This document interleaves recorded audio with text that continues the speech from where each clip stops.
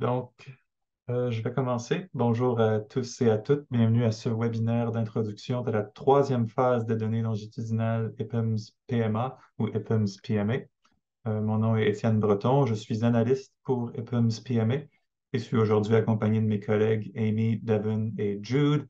Et je présenterai ce webinaire donc en français. Euh, Ma présentation, à proprement parler, devrait durer une quarantaine de minutes. D'abord, j'introduirai le projet de EPUMS PMA à l'intérieur de l'initiative plus générale qu'est EPUMS. Je parlerai ensuite du devis du panel longitudinal des données PMA. L'on explorera ensuite comment créer un fichier de données en ligne.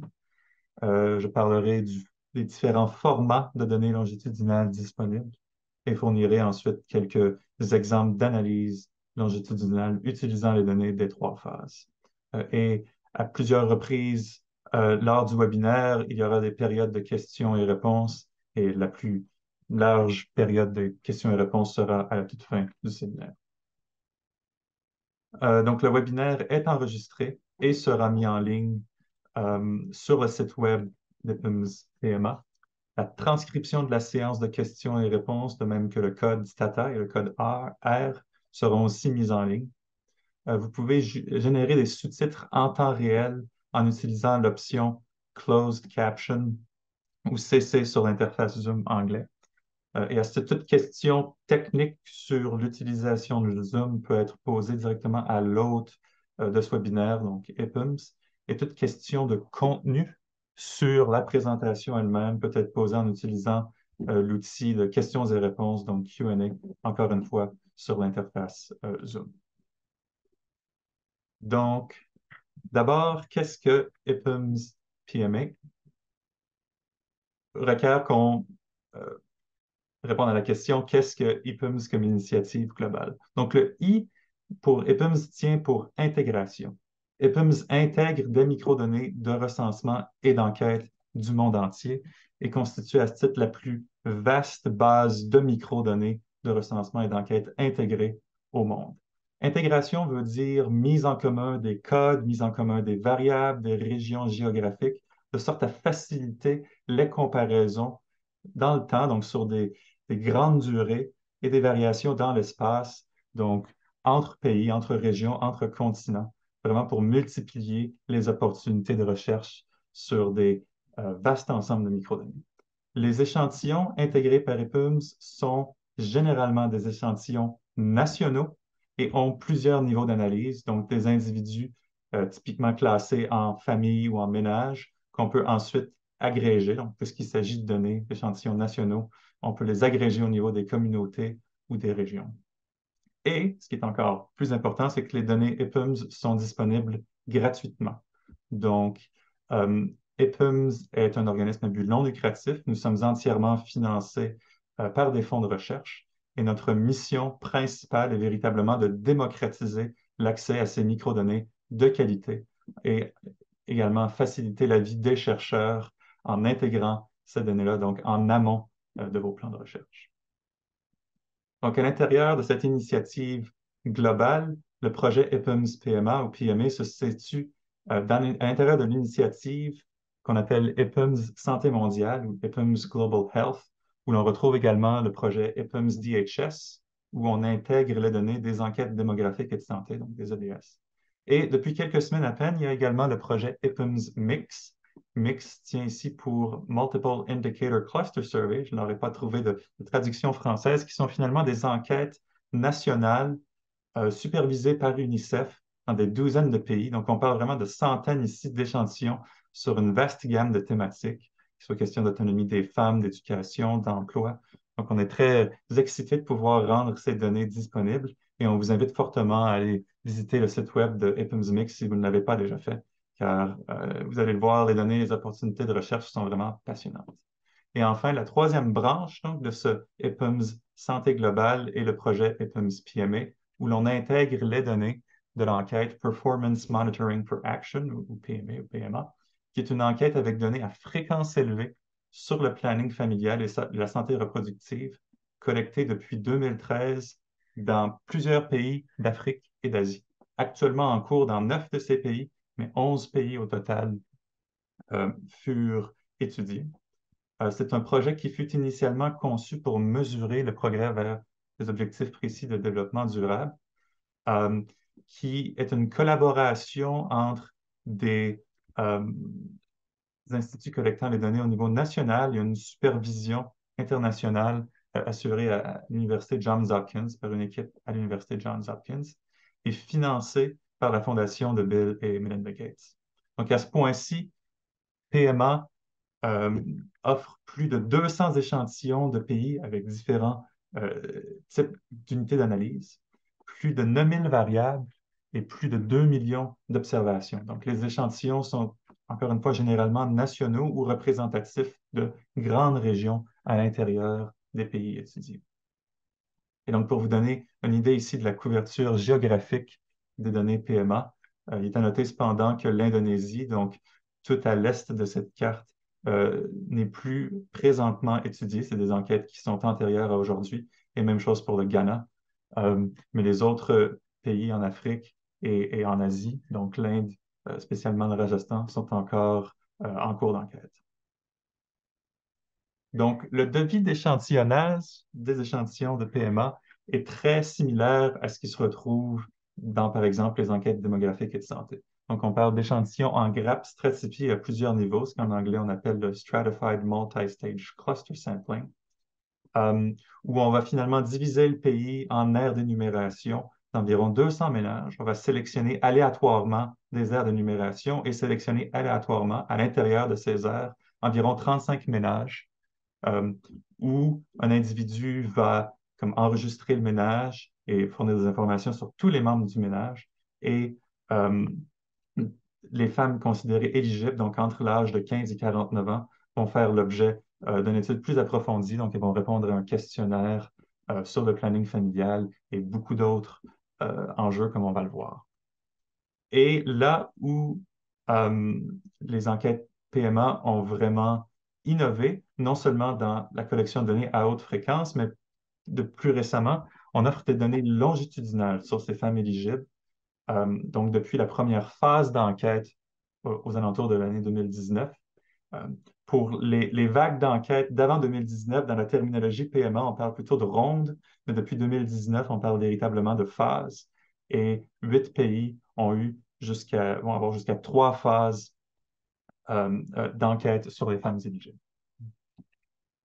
Donc, comme je le mentionnais, PMA va offrir des données sur la composition des ménages et les caractéristiques des individus résidant dans le ménage, sur les femmes éligibles entre 15 et 49 ans, plus spécialement, comme le font les enquêtes démographiques et de santé.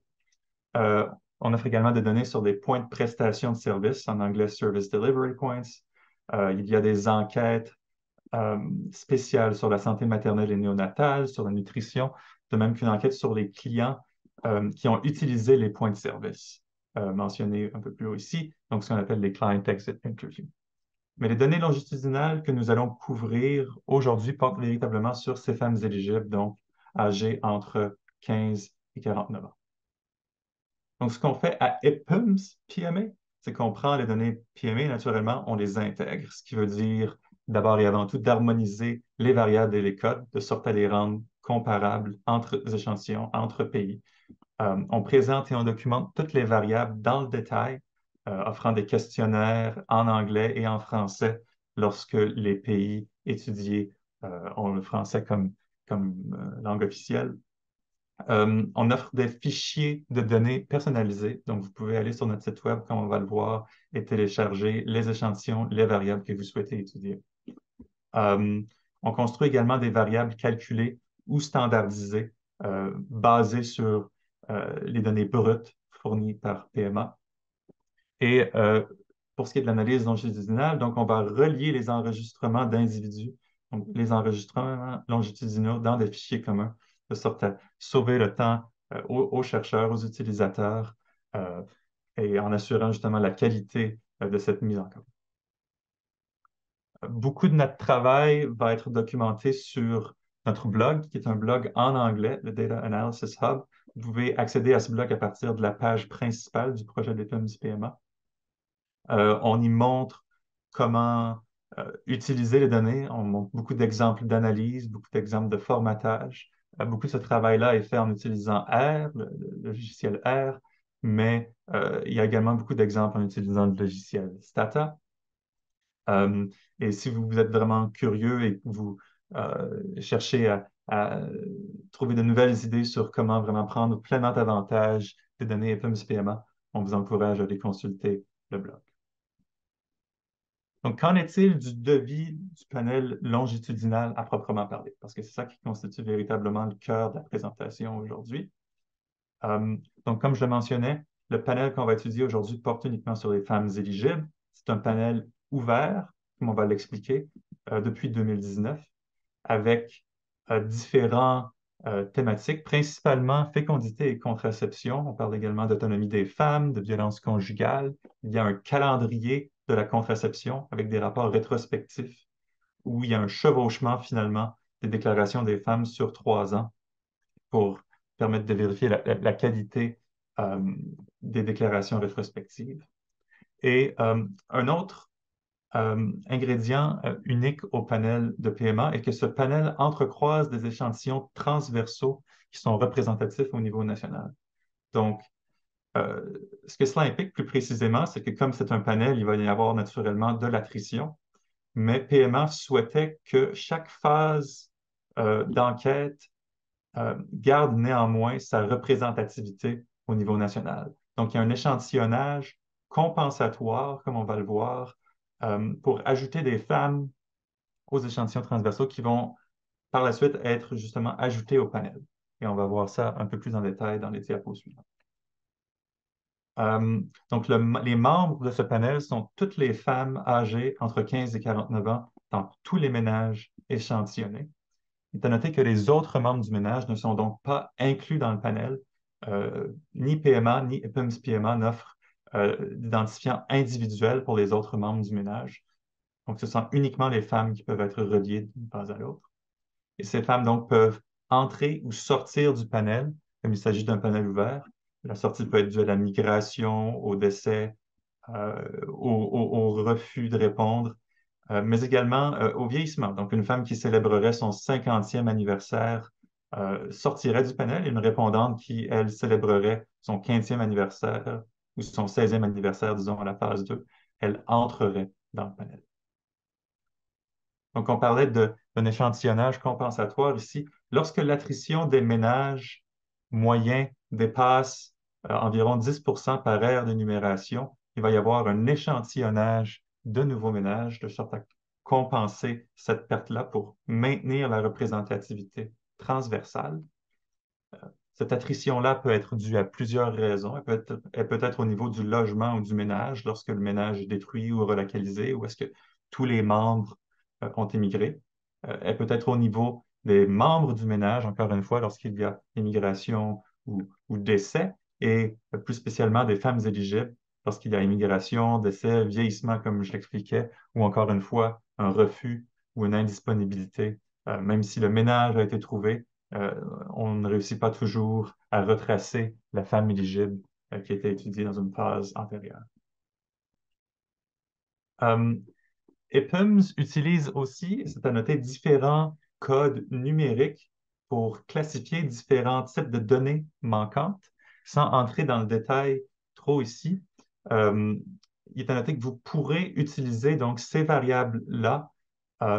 Donc, par exemple, la variable result FQ, qui est le résultat FQ pour Female Questionnaire, donc questionnaire des femmes, qui va être offert à chaque phase pour tenter autant que possible de retracer le parcours d'une femme si euh, elle fut perdue lors d'échantillons ultérieurs ou si elle arriva lors d'échantillons ultérieurs. Donc, autant que possible, ça va être documenté dans cette variable-là.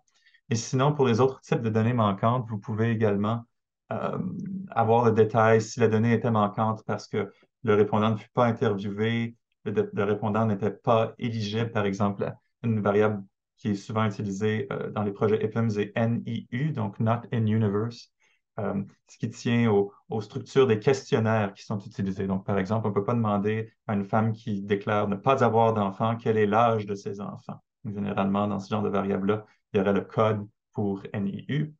Euh, et ensuite, il y a d'autres cas si euh, on ne fut pas en mesure d'interviewer cette femme parce que son ménage entier est manquant ou parce que seulement elle était, par exemple, indisponible.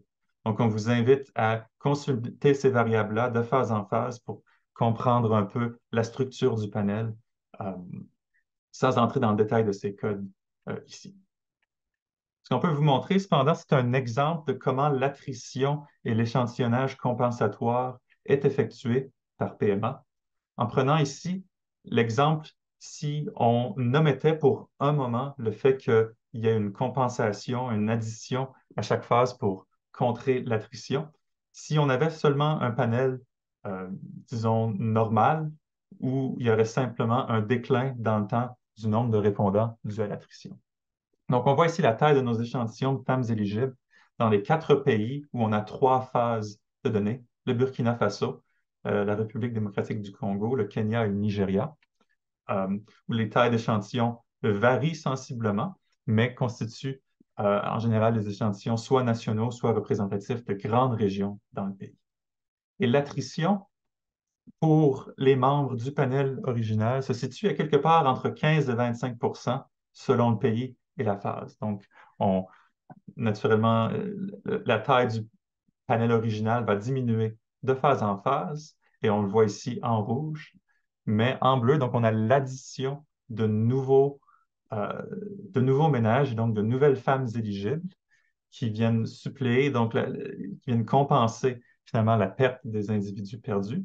Mais il est à noter que ces individus-là, lorsqu'on les transpose à la phase 3, vont également être perdus à un certain degré. Donc, on parle ici, je pense, d'un échantillonnage de nutrition aux alentours de 30 pour les nouveaux répondants à la phase 2, qui devront être à leur tour compensés par euh, l'addition de nouveaux membres, de nouveaux ménages à la phase 3. Et donc, et enfin, une dernière nuance, c'était que parmi les individus qui furent perdus entre la phase 1 et 2, donc qui ne furent pas interviewés à la phase 2, parfois on était en mesure d'en retrouver à la phase 3 et de les ajouter. Ce qui aura ici des implications sur quel schéma de pondération utiliser de façon à maximiser la taille de l'échantillon selon les phases de données que vous utilisez pour vos analyses. Donc justement, ces schémas de pondération, lorsque vous utilisez le format des données transversales, des poids sont disponibles pour étudier les femmes éligibles, les ménages. Il s'agit dans ces 2 cas de poids normalisés. Lorsque vous souhaitez comparer euh, ou mettre en commun des données de plusieurs pays qui peuvent avoir des tailles de population très différentes, alors il devient préférable d'utiliser des poids non normalisés. Donc, EPIMS a créé la variable pop weight ici, qui prend en compte le poids de la population, qui sont des poids non normalisés et qui permettront donc de mettre en commun des données d'échantillons de différents pays, de différentes régions. Lorsqu'il s'agit de données longitudinales, les seuls poids que nous offrons sont des poids portant sur les femmes éligibles et sont des poids donc normalisés. On n'offre pas de poids non normalisés pour le moment. Lorsque vous utilisez les données des 3 phases, véritablement, ce qui devra donc inclure ou ce qui devra plutôt exclure les femmes qui furent retrouvées seulement à la 3e phase après avoir été perdues à la 2e phase, par exemple. Donc, lorsque les 3 phases sont utilisées, vous devriez utiliser la variable full panel weight. Lorsque vos analyses contiennent uniquement des données des 2 premières phases, il y aura la variable panel 1-2 weight, et ainsi de suite pour lorsque les analyses contiennent uniquement les phrases 1 et 3, donc panel 1-3 weight et panel 2-3 weight pour uniquement les données des phases 2 et 3. Donc, euh, les données des 3 phases d'enquête sont disponibles pour seulement 4 pays pour le moment. Donc, on parle du Burkina Faso, encore du Congo, du Kenya et du Nigeria.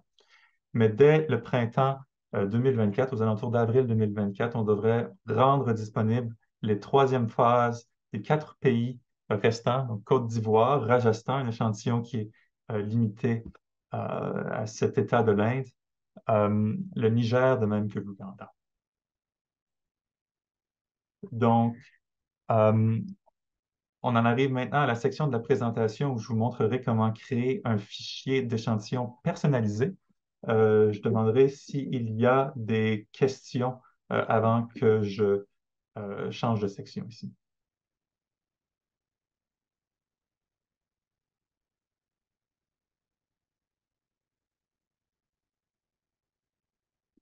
Il semble ne pas y en avoir. Je me rends donc immédiatement sur le site, la page titre du projet EPUMS PMA. Vous pouvez voir dans l'onglet ici à gauche différentes euh, options. Vous pouvez, si vous voulez voir les questionnaires, vous pouvez vous rendre sur le blog. Vous pouvez avoir des vidéos d'introduction sur comment utiliser les données. Donc, prenant pour acquis que vous êtes plus ou moins familier avec l'interface, vous souhaitez à présent obtenir des données longitudinales.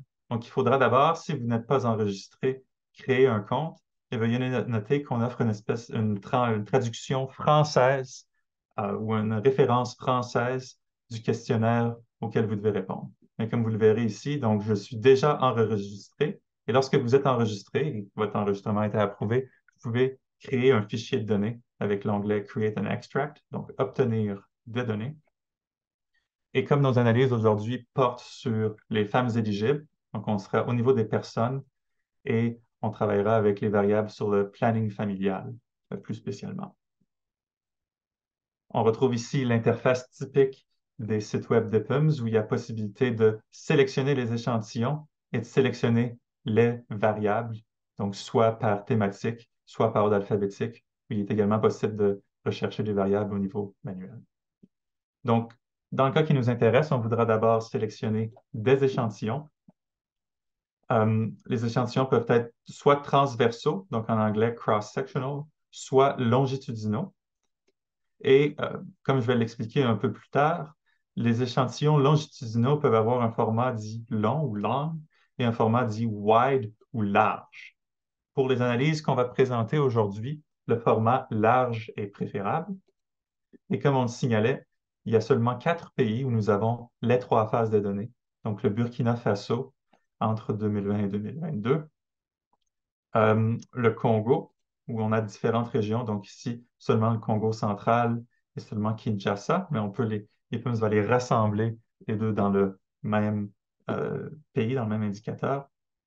Le Kenya et le Nigeria, où un peu comme le Congo, on avait des échantillons de grandes régions seulement, donc la région de Lagos et la région du Kenya. Ici, il y a possibilité de sélectionner seulement que les femmes éligibles et les autres membres du ménage, femmes éligibles et femmes non répondantes, donc qui furent énumérées sur les fichiers de composition des ménages, mais qui, pour un ensemble de raisons, on n'a pas été en mesure de les trouver ou elles ont, par exemple, refusé de répondre au questionnaire. Et enfin, l'option tous les cas, toutes les observations peuvent être incluses. Donc, mais comme ici, on souhaite garder les choses simples, contentons-nous d'obtenir des données sur les femmes éligibles. On clique sur l'option de soumettre les échantillons sélectionnés.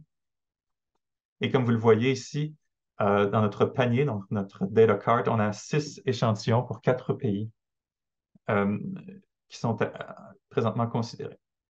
Et on peut euh, commencer à sélectionner les variables qui nous intéressent. Vous allez voir, si on sélectionne des variables techniques, qu'il y a un certain nombre de variables qui sont présélectionnées, donc qui sont véritablement requises pour construire un fichier de données intelligible où on peut identifier les individus et les observations. Euh, et à l'intérieur de ce fichier-là, on voudra également ajouter des variables d'intérêt, donc par exemple la variable ResultFQ dont je parlais plus tôt, qui nous permettrait euh, de comprendre les entrées et les sorties du panel avec un peu plus de détails. Et une autre chose qui est à noter sur cette page-ci, c'est que tous les pays et les échantillons sont donc dénotés ici par colonne. Et lorsque la colonne ici est caractérisée par un X, donc c'est que toutes les données, cette variable-là est disponible sur les 3 phases de ces échantillons, alors que lorsqu'il s'agit d'une barre oblique, la variable est disponible sur au moins une des 3 phases, mais pas sur toutes les phases. Euh, L'outil transversal est comparable Mais comme ici, on voulait vraiment caractériser les données, les variables liées, c'est un nouveau système de représentation des données PMA donc pour cette espèce d'interface générale. Et il est aussi à noter euh, que les variables euh, EPIMS sont décrits plus en détail lorsqu'on clique sur elles et qu'on voit tous les codes disponibles. Euh, donc, vous le voyez ici, les détails du code qui peuvent être utilisés. Euh, la variable peut être décrite dans l'onglet de description. Des enjeux de comparaison vont être élaborés dans l'onglet de comparabilité.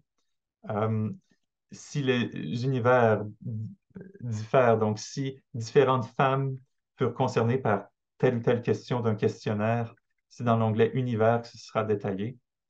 Euh, on parle de la disponibilité de données sur les échantillons inclus et lorsqu'applicable, le texte du questionnaire en anglais seulement. Si vous voulez les questionnaires en français, il faudra se rendre sur la page d'accueil de EPIMS PMA, mais les PDF de ces questionnaires sont mis à disposition des utilisateurs. Donc, pour construire ici notre échantillon euh, pour des analyses plutôt simples, donc naturellement, on voudra les variables présélectionnées et on cherchera des caractéristiques démographiques de base. Donc ici, ce qu'on appelle le core demographics en anglais. Donc par exemple, l'âge, euh, le degré d'éducation, euh, le statut matrimonial. On s'intéressera également à des variables sur le planning familial. Donc, comme vous allez voir, les exemples qu'on va explorer vont utiliser la notion de préférence. Donc, est-ce que la femme interviewée préfère avoir un autre enfant ou ne plus avoir d'enfant? Euh, de même que l'utilisation de la contraception. Donc, PMA a créé cette variable d'utilisation d'une méthode contraceptive dite moderne, disponible encore une fois sur tous les échantillons. Et enfin, un autre contrôle qui nous intéressera sera le pays pour pouvoir classer les résultats par pays. De même que le niveau de richesse du ménage, donc la variable score. Donc, comme vous le voyez ici, on en arriverait, ce serait un échantillon très petit de 8 variables sur 6 échantillons. Vous pouvez naturellement démultiplier et les variables et les échantillons. Euh, à ces 8 variables-là sont ajoutées les variables donc présélectionnées qui nous permettent véritablement de construire le panel longitudinal. Il est à noter ici que la variable FQInstID est l'identifiant unique pour les femmes qui nous permettent de les relier de phase en phase. Donc, c'est la variable clé pour l'échantillon longitudinal. Donc, on peut cliquer sur Créer le fichier de données. Les 6 variables sont inclus, plutôt les 6 échantillons sont inclus avec toutes les variables sélectionnées et présélectionnées. Et pour ce qui nous intéresserait, on voudrait un fichier Stata, donc un fichier SPSS ou SAS, et encore une fois limité aux femmes répondantes, appliquer les critères de sélection.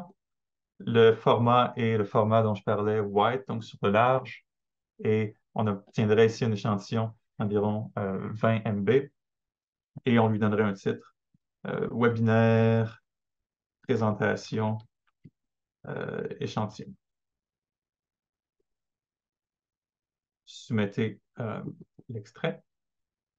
Et comme il s'agit ici d'un échantillon qui est très petit, il ne devrait pas trop prendre de temps à être généré. C'est déjà arrivé. Et on aurait un échantillon donc d'un peu moins de 3 MB qui est compressé. Vous pouvez le télécharger en utilisant des logiciels de décompression disponibles gratuitement en ligne. Vous aurez dès lors votre fichier dit Stata. Et le processus est le même si vous téléchargez des fichiers CSV ou SAS ou ainsi de suite. Donc, une fois que vous aurez téléchargé euh, vos données euh, longitudinales, vous aurez l'option, comme je le mentionnais, d'avoir deux formats de données longitudinales. Le premier format est le format dit long, parce que le fichier de données est construit sur le long, puisque chaque observation à l'intérieur de chaque phase va avoir une rangée. Donc, si ici on prend l'identifiant unique qui est en rouge, FKInst ID, euh, donc on voit ici qu'on aurait une femme, par exemple, qui fut interviewée lors des trois phases, donc entre l'âge de 40, 41 et 42 ans, et à chacune des trois phases déclarait ne pas utiliser de méthode de contraception dite moderne. On pourrait avoir d'autres femmes, d'autres répondantes qui ne furent interviewée que sur une phase. Donc ici, on aurait l'exemple d'une femme qui fut interviewée lorsqu'elle avait 17 ans, seulement qu'à la phase 2. Donc elle ne fut pas trouvée à la phase 1 ou à la phase 3, et qui a une donnée manquante ici sur son utilisation de la contraception. Donc, no response en anglais, pas de réponse pour diverses raisons. Parfois, ça peut être des erreurs au niveau des énumérateurs. Parfois, la femme peut refuser simplement de répondre à cette question, même si elle répond plus généralement à l'ensemble du questionnaire. Donc, le format long va avoir une rangée par observation de phase finalement, alors que le format dit wide ou large va rendre une colonne pour chaque phase observée. Et vous pouvez le voir ici, donc on garde le même identifiant unique et chaque variable va avoir un suffixe. Donc, barre de soulignement 1 signifie observation lors de la phase 1, barre de soulignement 2 lors de la phase 2, naturellement, barre de soulignement 3, observation lors de la phase 3. Donc, par exemple, ici, on aurait une femme qui fut observée sur les trois phases entre l'âge de 16 et 19 ans et qui a eu une utilisation intermittente de la contraception. Donc, elle l'utilisait, oui, à la phase 1, non à la phase 2 et oui à la phase 3. Ce qui est différent d'une femme qui aurait été observée entre son 27e et son 29e anniversaire et qui n'aurait jamais, lors de cette période, utilisé la contraception, donc répondant non à toutes les vagues. Ce qui est encore différent d'une femme ici qui était observée aux deux premières phases, mais qui fut perdue lors de la troisième phase. Donc, on a un code de données manquant, donc simplement le point dans ce data, mais qui, aux deux premières phases, déclarait ne pas utiliser de méthode de contraception dite moderne. Donc, avant de présenter les analyses longitudinales, je vais prendre quelques minutes ou quelques secondes pour répondre aux questions que vous pouvez avoir.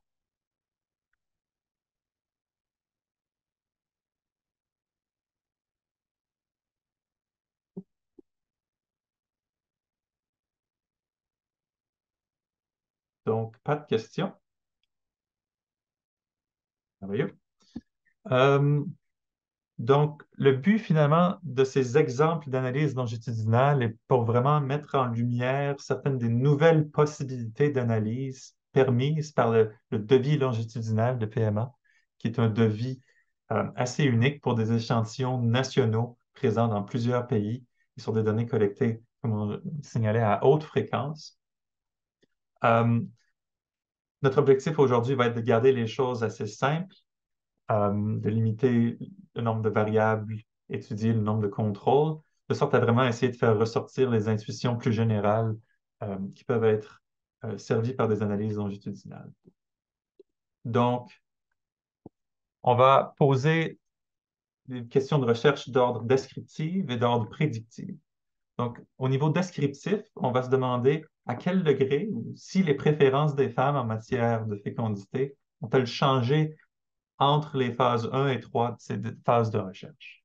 Et au niveau des questions de prédiction, on va se demander si les préférences des femmes en matière de fécondité prédisent leur utilisation ou leur adoption de la contraception lors de phases ultérieures. Donc, pour ce qui est de la question descriptive, si on se limitait à une analyse transversale, donc ne prenant pas avantage du devis longitudinal, euh, ce qui est assez fréquent, ce serait d'explorer la proportion de femmes voulant un ou un autre enfant par âge, par pays et par phase. Euh, Ce genre de graphique-là va être disponible dans beaucoup de rapports ou d'articles publiés sur des données transversales. Mais ce qu'on verrait ici, c'est que même s'il existe entre pays des différences importantes sur la proportion des femmes voulant un autre enfant, donc les préférences pronatales en quelque sorte, à l'intérieur d'un même pays, entre les trois phases des enquêtes PMA, on ne détecte pas vraiment de tendance lourde ou de changement majeur. Donc, il y aurait une stabilité des préférences en matière de fécondité.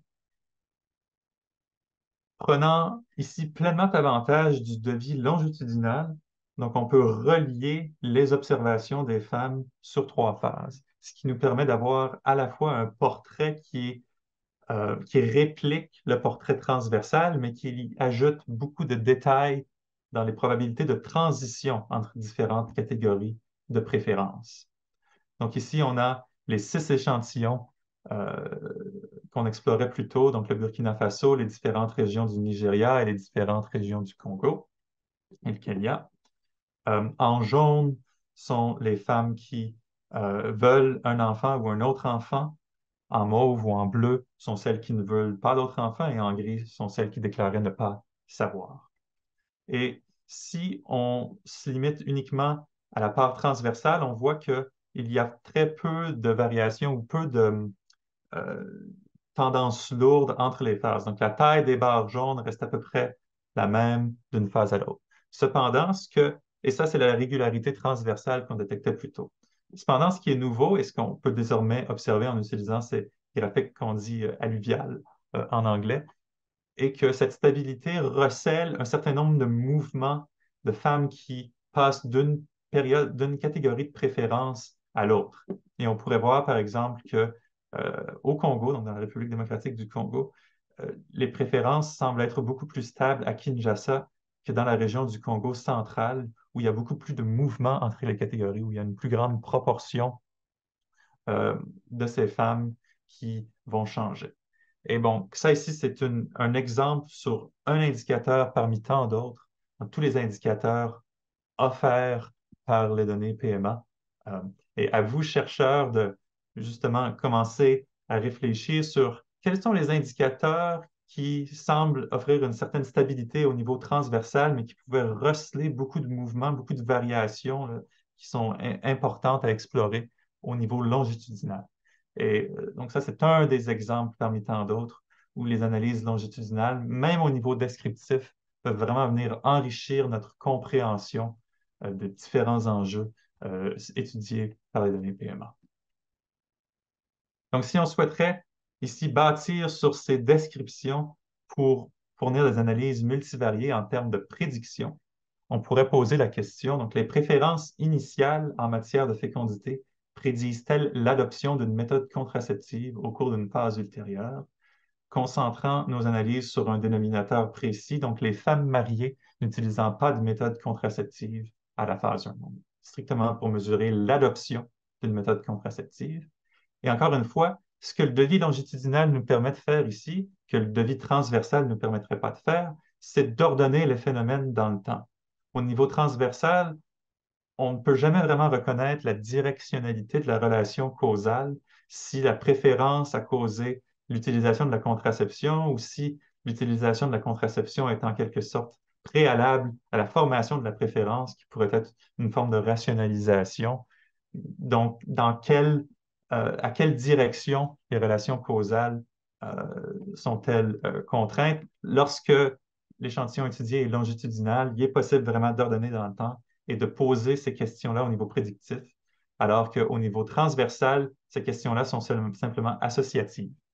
Il y a beaucoup d'articles qui furent publiés sur les relations transversales dans les pays en voie de développement, dans les pays euh, à revenus plus modestes, mais peu de comparables au niveau longitudinal.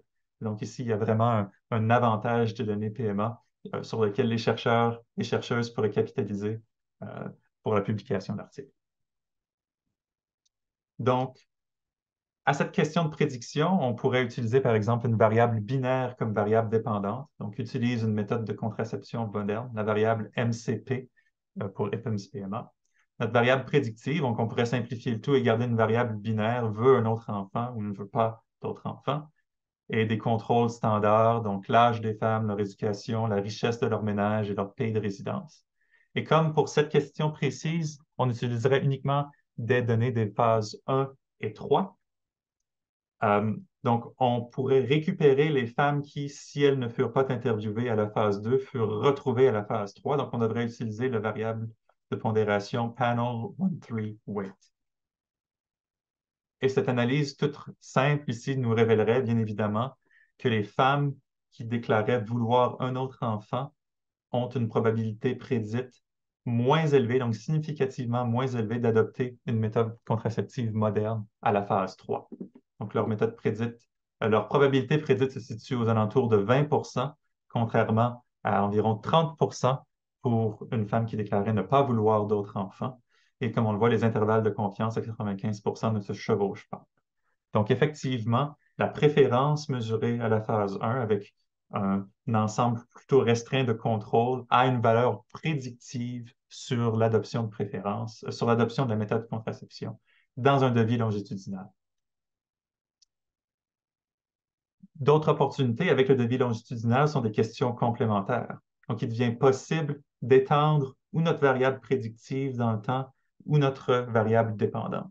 Dans le cas de cette question-ci, on étendrait la variable prédictive en demandant si la stabilité de ces préférences en matière de fécondité est-elle elle-même à même de prédire l'adoption d'une méthode contraceptive, ce qui nous demanderait d'utiliser des phases de données 1, 2 et 3, et donc d'utiliser la variable Full Panel Weight pour notre schéma de pondération. Et ce qu'on voit ici, c'est que donc les femmes qui déclaraient oui, oui, vouloir un autre enfant aux deux premières phases de l'enquête sont significativement moins susceptibles euh, d'adopter une méthode de contraception moderne que les femmes qui, à n'importe quel moment, donc soit à la phase 1, soit à la phase 2, ou aux deux, déclaraient ne pas vouloir d'enfants. Mais entre toutes ces catégories, donc la stabilité de ces préférences-là n'avait pas de valeur prédictive sur l'adoption d'une méthode contraceptive à la phase 3. Donc, on voit leurs intervalles de confiance se chevauchent tous. Euh, donc, pour répondre à la question, il ne semble pas, la préférence la stabilité en matière de préférence ne semble pas avoir de valeur prédictive à proprement parler. Donc, on pourrait revenir à notre variable de préférence uniquement à la phase 1 et décider, mais peut-être que ce qui est prédit, c'est la stabilité de l'utilisation de la contraception. Donc, étendre cette fois-ci notre variable dépendante dans le temps sur les phases 2 et 3 en se demandant si les préférences en matière de fécondité prédisent si l'adoption d'une méthode contraceptive sera temporaire ou plus permanente en utilisant la variable full panel weight, encore une fois, puisque on utilisera des variables des phases 1, 2 et 3. Donc, cette figure ici est un petit peu plus compliquée à interpréter. D'abord, comparons les deux catégories de préférence, veut un autre enfant, ne veut pas d'autre enfant, et regardons la probabilité prédite, par exemple, d'une adoption dite continue, donc en gris pâle, et on voit qu'il y a une différence significative. Donc, encore une fois, les femmes qui déclaraient à la phase 1 ne pas vouloir d'autres enfants sont significativement moins susceptibles d'utiliser une méthode de contraception de façon continue, donc à la phase 2 et 3. Il n'y a pas de différence significative entre les deux catégories de préférence pour ce qui est de l'adoption intermittente d'une méthode contraceptive, donc seulement sur une des deux phases. Et enfin, si on regarde à l'intérieur des deux catégories de préférence, on ne trouve pas de différence significative chez les femmes qui ne veulent pas d'autres enfants entre la probabilité d'adoption intermittente ou continue de méthode contraceptive, alors qu'on en détecte une chez les femmes qui veulent un autre enfant. Donc, c'est-à-dire qu'il y a les préférences en matière de fécondité peuvent prédire à un certain degré si l'adoption de la méthode contraceptive sera stable ou non, mais c'est seulement chez les femmes qui veulent un autre enfant qui sont vraiment les moins susceptibles euh, d'avoir une adoption continue. Donc, ces analyses demeuraient très simples. Encore une fois, l'objectif est de démontrer les nouvelles questions de recherche, les nouveaux devis analytiques qui peuvent être permis par les données longitudinales. En somme, ces nouvelles données-là de PMA et de EPUMS PMA ont véritablement pour but de démocratiser l'accès à des microdonnées longitudinales sur des échantillons nationaux, de façon à pouvoir permettre les comparaisons, les agrégations de plusieurs pays, de plusieurs régions, de sorte à vraiment faciliter le travail des chercheurs et des chercheuses souhaitant mettre les échantillons de PMA en commun ou souhaitant simplement explorer ces données-là sans avoir à faire eux-mêmes le formatage de données, ce qui peut prendre plusieurs heures, plusieurs jours, voire plusieurs semaines selon les questions qui sont contemplées. Donc, on cherche vraiment à vous faciliter la vie.